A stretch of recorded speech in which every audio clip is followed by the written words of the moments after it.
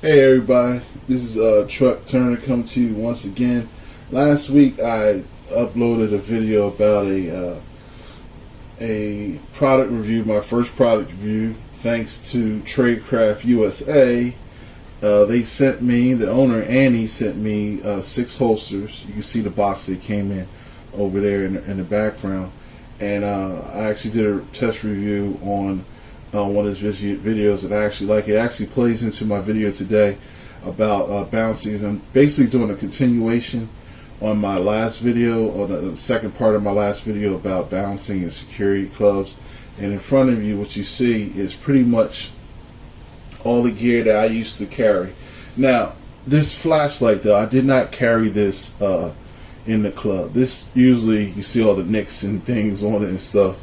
It's been beat up pretty bad. This flashlight club is basically something I would keep behind the desk where they were collecting money, or somewhere. I would hide it somewhere, because you don't walk around the club like this. I don't like bouncers to do that, because you're really just intimidating people.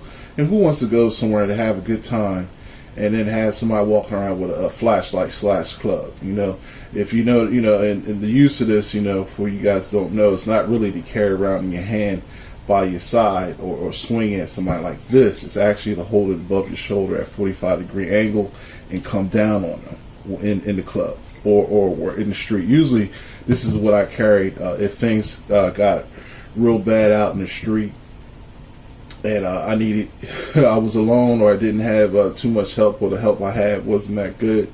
So I would actually carry this. I would grab it and bring it out and just wherever I was or wherever I needed. Now this right here is something a friend of mine, he's a bouncer, he gave me this. He was my partner in bouncing, but I carry this, but I usually carry this under my shirt, because I'm not a big fan of showing people what I have, and I'm not really a big fan of using things like this, because this is steel, this is iron, and it's made by Winchester. Let me see if I can give you a camera view. Winchester, and this is collapsible baton. I didn't swing it out because it's very difficult to collapse that again. You have to actually bang it on concrete to actually to get it back into the grip. And what I would do is, if it was a hip hop club, or a club that really had a lot of fights after the club let out, like I said in the last video, most of the time in the worst clubs, the fights really go on outside, because inside we got things pretty locked down, because we have enough people, we have enough size, because a lot of guys I work with, they're over 6 foot, over 250 pounds. I had a few guys that were, I don't know, about 5'7", 5'8", but they weren't that heavy or anything, but they could really fight. Those guys, they were very reliable, very dependable. They knew what they were doing, and they could fight. As a matter of fact, I actually recruited them just for that purposes. In high school, it's kind of funny. I was thinking earlier before I started the video, but like in high school when I first started, when I was 15, I didn't carry any of this stuff, because I was 15, and I used to I played football, I wrestled through shot put, I was even a weightlifting team for a short period of time, played chess. I was pretty good at chess. And, I used to try to recruit my classmates to come out with me to the hip-hop clubs and some adult clubs, because I was actually bouncing adult clubs. I would throw on a suit jacket and a nice shirt and some slacks and some shoes, and I actually used to do adult clubs. They were serving liquor. I was too young, but because I was at that time I was probably 6'2", 290, and I looked like a grown man. I didn't even have hair on my face, but I still looked like a grown man. In my intro, you actually see me in my leather, trench coat, looking like Shaft, and that's I look older. I was only 16 or 17 in that photo. Believe it or not, I was 6'2", about 290. Back then I was probably benching around 350, but and then I used to try to recruit them, but they wouldn't come out. It's like, I was like, come on, man, come on. Because I knew a lot of guys I played football with and wrestled with, they could just fight. And they were big, and they were strong, and they didn't take no junk off of people. So, but they never came out. I wish they had came out, because we had a great time. Because I was just thinking, back in the early '80s, man, I saw and met Captain Rock, man, Dr. Jekyll, Mr. Hyde, Cash Money, DJ Jazzy Jeff, and Fresh Prince. Jazzy Jeff, Cosmic Kev, and Cash Money. Those three DJs, they used to just go club to club. Those three used to hang out together. All of them. There was so many other DJs and stuff that I can't even remember their names. And I know they're big names now, but I can't even remember some of the acts and the groups that I actually met and I secured the clubs while they were performing.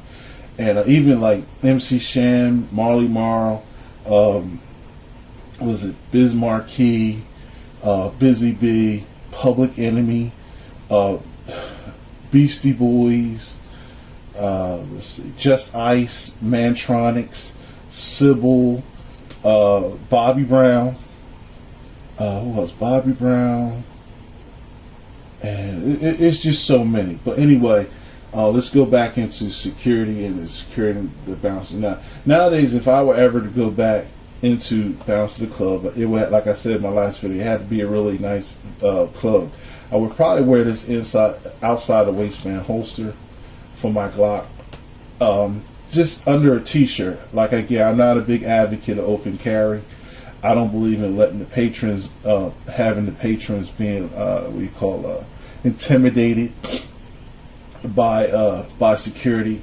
I think you should be the most friendliest face that they see when you come in, especially for the women. Now the dudes, you give them a serious look, but you don't mean grill them. You say, hey, what's up, man? Put your hands up, because you got to search them and everything. You got to pat them down and everything. And you be nice about it, say, all right, man, have a good day, have a good time. There's a lot of women up in there, don't act a fool up in there. They laugh, that's the mood you want to send them in the club. You want to be the ambassador at the front of the club, and, that's what you want to do. You don't want to be intimidating people. The other holster that I would probably consider if the club owner probably wants you to kind of step up your dress, not have a t-shirt or a polo with security on it. And if I had to wear a suit or something like that, probably, or he wants you to tuck in your shirt or something like that. And I hate clubs like that, but I probably would wear something like this. This is a DeSantis. No, matter of fact, no, I couldn't wear this with it tucked in, but this is something that if I had to wear like a dress shirt with a button down, the long dress shirts button down, it's probably something I would wear over this because it's a little bit more bulky, under a dress shirt than it would be over oversized polo or oversized t-shirt. So this is inside a waistband by DeSantis. I actually used this for my my Glock 19 second gen alongside of my 8040 Beretta. When I had that, I sold it to one of my boys maybe 2 years ago, but that's one of the things. Or the old standby, this little cheap gun skin by Cobra. I would probably use something like this, but for the club I really probably wouldn't use this because it's not that reliable. But if I had to do something deep carry, I probably would wear something like this because it's less bulky. Or more likely I probably would just start using this one right here because it's basically no bulk. You can tuck a t-shirt or a shirt or dress shirt if I had to wear a suit and tie underneath the gun and the holsters.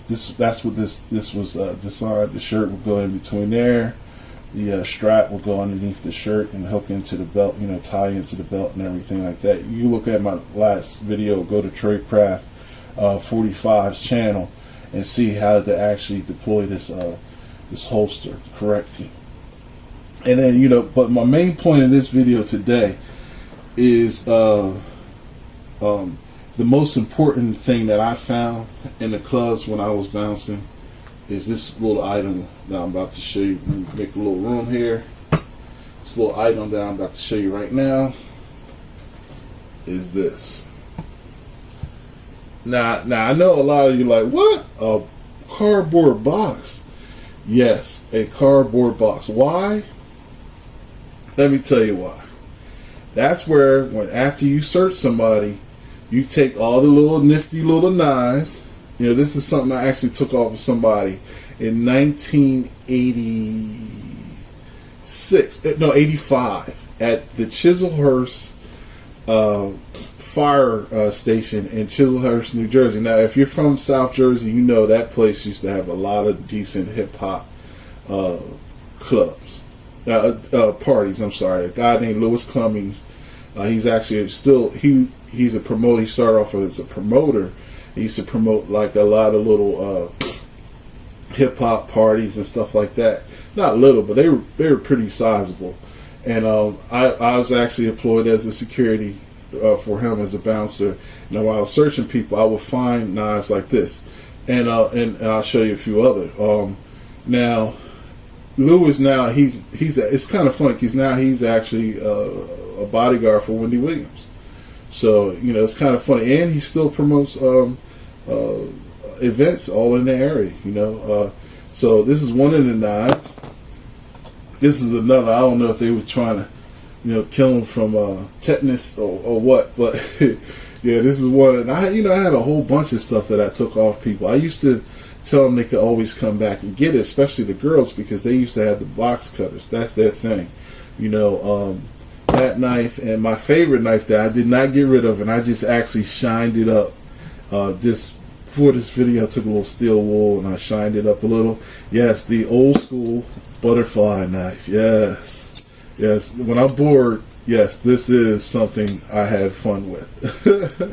So I took this off a guy. I told him you can have it after the club let out, you know, but he never came back. A lot of the people, they just, I guess they forget about it. You know, they out there having fun and everything, and they never come back and get it. So I kept it, and I'm not getting rid of it because it's fun. It's nice looking. Matter of fact, I think I'll leave it up here for old time's sake on my set, my new set that I built for my channel. And it's important to, you know, to search people. And this box is important because, especially for two reasons. For when you search somebody and you find a weapon on them, you can put the weapon in here, you put it underneath the cash table, wherever they do an account for the money, or behind the register, wherever. You know, don't keep the knives on you, because, you know, if you put it in your pocket, it's a concealed weapon. If a cop come by, something break down, you have to put somebody out, they search you, now you're going to jail for a concealed weapon. So you put it in the box. And this box is also important for the female, because, you know, every club should have a female bouncer. You know, not necessarily so that she can fight women. Usually women don't fight in clubs. They usually don't. But if they do, usually it's kind of easy to put women out. You know, you don't have to rough them up or anything. You just tell them, come on, let's go. And they go. You don't even have to put your hands on. I never had to put my hands on a female. And I bounced for like 15 years. Matter of fact, I rarely ever saw women fight in a club. You know, but things have changed, you know. But, you know, the reason why you want to have a woman is that she can go through purses. And a lot of, like I said in my last video, there's something called gun malls. Gun malls are females that actually carry the guns in for their boyfriend. You know, and that goes back to like Al Capone days. You know, Al Capone, you know, women did that for the mobsters and the gangsters, and they still do it to this day. They carry everything in, the box cutters, knives, guns, you know, and even mace. We used to take mace off of them because, you know, we don't want them mace, you know, spraying mace in the club.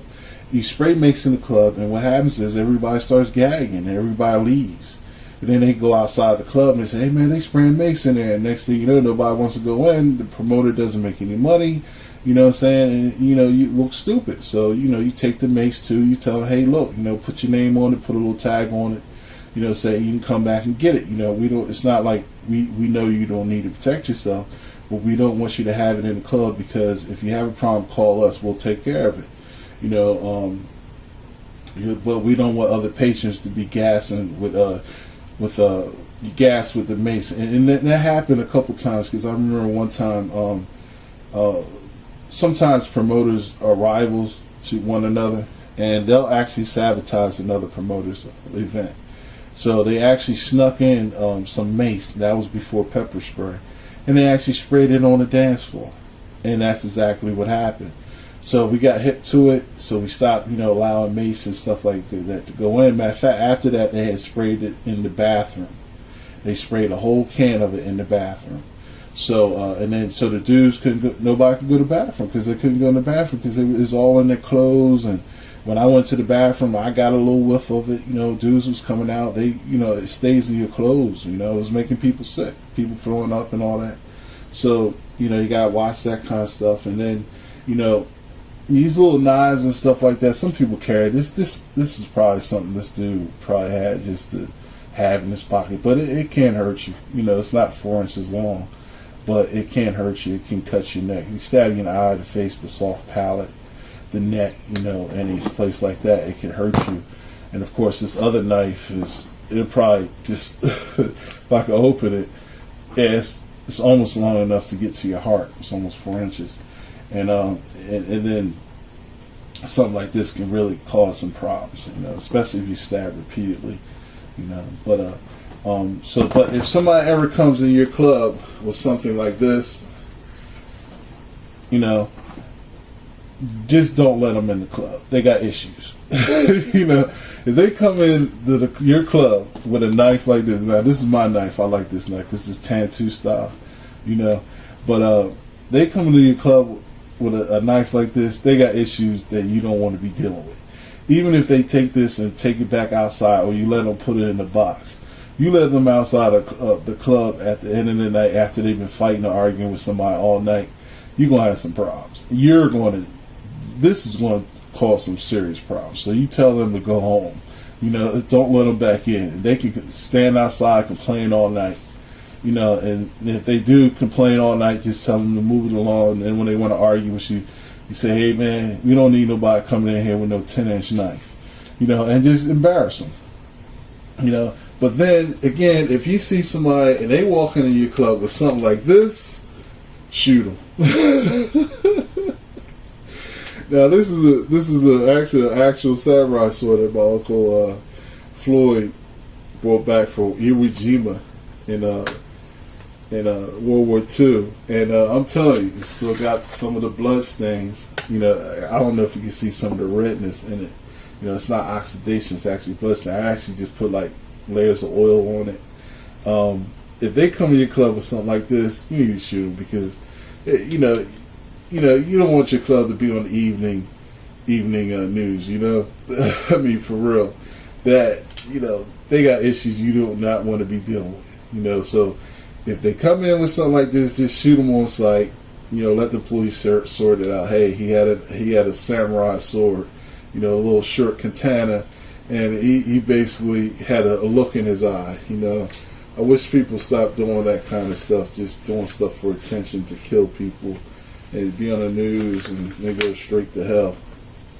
But that's about it, for today. For this video, be safe. May the Lord be with you and bless your family and protect you and protect the patrons. I know not all our jobs are Christian based, but being a bouncer is an important thing. It's a big responsibility. You have people's lives in your hand. It's just like you want them. They're going out to have a good time. A lot of times they're going out to because they're having a hard time in life. One of the things that I won't go over that now, but one of the things that happens with clubs is that a lot of people, when they're having a hard time during the week, they go to the club. And the Bible says that he that is weighed down with heavy burdens, give him strong drink. He that is about to die, give him strong drink. So in other words, some people drink to drown out their problems, to give themselves a break, and because of that, and because they have the underlying issues, yes, sometimes they act a little belligerent. And you have to realize that, hey, one of the purposes people go clubbing is to take their mind off their problems. And it's unfortunately because they get drunk, they start to bring their problems to everybody else in the form of violence or just being belligerent, And even like guys out here nowadays, I can only imagine how many guys are just unemployed, and can't afford really to go to the club. So what they do is like what I had happen to me. In one situation, we were having a party at this place called Tudor Inn in Cherry Hill, New Jersey, and Chubb Rock was going to be there, and but unfortunately for the Young Bucks, they serve alcohol. So of course, being a bouncer, you have to check IDs, make sure everybody's 21. So a group of Young Bucks showed up because they wanted to see Chubb Rock, but they didn't know there was going to be alcohol served. So when I told them that they couldn't come in because they're like 19, 20, they weren't kids, so to speak, but they were still too young to come in to drink. So what they did was they left. They went to the liquor store and they bought a bunch of 40 ounces and everything else. They were getting high and everything in the parking lot. And the parking lot was about maybe 50 yards from the actual place. It was a pool party / concert, and it was actually away from the venue. So what I learned was that through the females that were coming in, they were complaining about guys in the parking lot just messing with them because they were drunk, they were young, and they were mad because they couldn't come in. So they kept trying to holler at them, get their numbers. Then when they wasn't giving them their numbers, they would call them all kinds of B's, this, that, and other. You know the role. You know what's up. And what happened was I had to go out, and I didn't have this one right here, but I had that time my buddy Roland. He was a police officer. He gave me this like crowd control. I don't know what happened to my other nightsticks. There's a lot of stuff that I can't find, but I had a real long one. It was maybe twice the length of this one, the plastic ones with the metal bar that goes in it. And I actually had to go out and get those guys to leave, and it turned out to be a big parking lot fight. I'm up there swinging like Hank Aaron. Knocking knees out. I wasn't doing no headshots, but I was knocking knees out. I was knocking elbows and wrists and hands and all the hurting parts of the body. And that's what happens. But in that case, it was just a bunch of dudes that was just deny entrance. But sometimes it's guys that just going through a whole lot of stuff. So you gotta be merciful on them. And be friendly. Hey, look, man, I know things is tough, man, but you can't be out in the parking lot. Hey, or when a dude comes into the club and he's drunk already and he's already acting a fool, what you do is you say, hey, man, look, why don't you come back in a couple hours? Don't drink no more, but, because the owner doesn't want you in here because you're drunk already. You know what I'm saying? You're not acting right. He might argue, give you the drunk slur of speech and all that stuff. But, you walk him out nicely. Say, hey, look, man, here's the deal. You go away for an hour or two. You calm down, get some of that alcohol. Because, over time, that alcohol will, dissipate if he doesn't stop drinking. If he stops drinking, I'm saying. So you let him come back when he's a little better, in a little better mood or acting a little better, and you say, hey, look, I give you a discount on entrance, or I let you in for free. Because the head bouncers, I was always the head bouncer, so the head bouncers have a lot of discretion, you just sometimes you got to do stuff like that because you don't want to create enemies, and you don't want people to trash the name of the club. So, but with that being said, I remember I had to get my boy Big Scott out. I remember my first regular club job. I had been bouncing for promoters and stuff like that, but my first actual club gig was a place called the Silver Palace in Cherry Hill, New Jersey, on Route 70.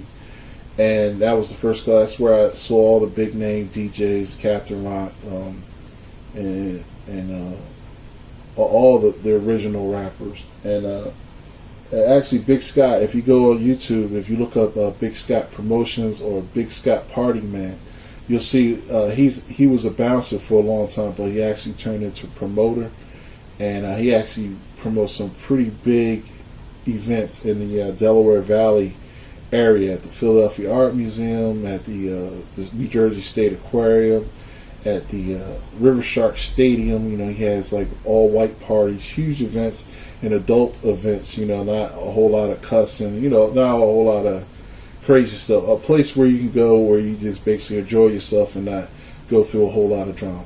And you know, yeah, he gave me my first regular gig working out there when I was probably about 16, 17 then.